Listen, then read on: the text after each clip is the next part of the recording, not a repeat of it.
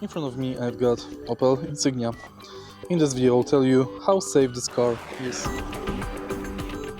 2021 Opel Insignia boasts a strong safety record with 5-star Euro NCAP rating, highlighting excellent adult and child occupant protection. It includes active safety systems such as automatic emergency braking capable of detecting pedestrians and vehicle, lane keeping assist, and an innovative active hood that raises to protect pedestrians on impact. Safety systems are typically active by default, but can be adjusted through the vehicle settings. It is among the safest in its class, especially in higher trims with full safety tech packages. If you find this video helpful, please leave a like, comment and subscribe.